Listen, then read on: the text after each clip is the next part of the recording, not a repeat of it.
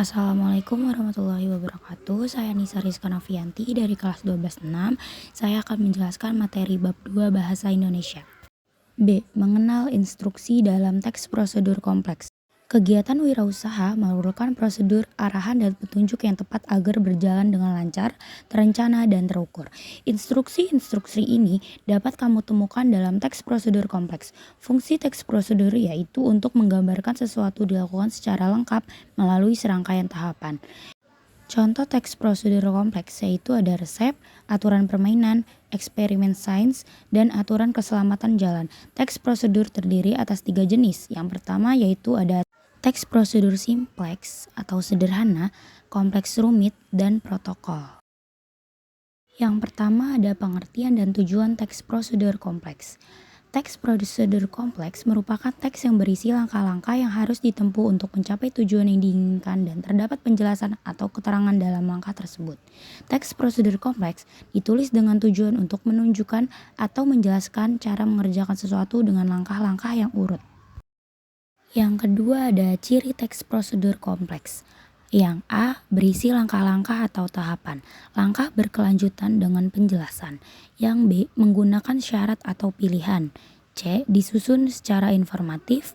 Yang D, bersifat objektif, logis, aktual, akurat, dan universal. Yang E, penjelasannya secara mendetail dan rinci. Selanjutnya saya akan menjelaskan tentang struktur dan kaidah kebahasaan teks prosedur kompleks. Yang pertama ada struktur teks prosedur kompleks. Teks prosedur kompleks terdiri atas beberapa bagian, antara lain bagian tujuan, material, langkah-langkah, dan penegasan ulang. Yang A, bagian tujuan, berisi tujuan pembuatan teks atau hasil akhir yang akan dicapai. B, bagian material, berisi informasi tentang alat dan bahan yang akan digunakan. Bagian ini bersifat opsional, tidak semua teks prosedur kompleks memilikinya. Bagian material biasanya ada di resep makanan, cara merakit komputer, atau membuat kerajinan. C, bagian langkah pengerjaan, berisi cara-cara yang ditempuh untuk mencapai tujuan. Bagian ini disusun secara berurutan. Ada 3 kategori pembahasan pada isi suatu teks prosedur kompleks. D, bagian penegasan ulang sebagai penutup, berupa kesimpulan atau sesuatu yang harus diperhatikan. Bagian ini bersifat opsional. Penegasan ulang berisi penjelasan harapan atau manfaat dari benda yang telah dibuat atau langkah-langkah yang telah dilakukan. Selanjutnya ada menulis teks prosedur kompleks. Yang pertama, menyajikan data di dalam teks.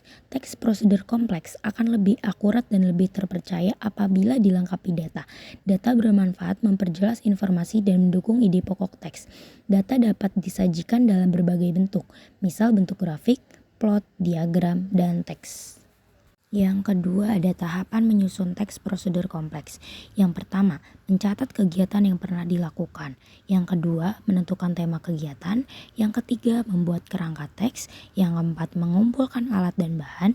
Dan yang terakhir, mengembangkan kerangka.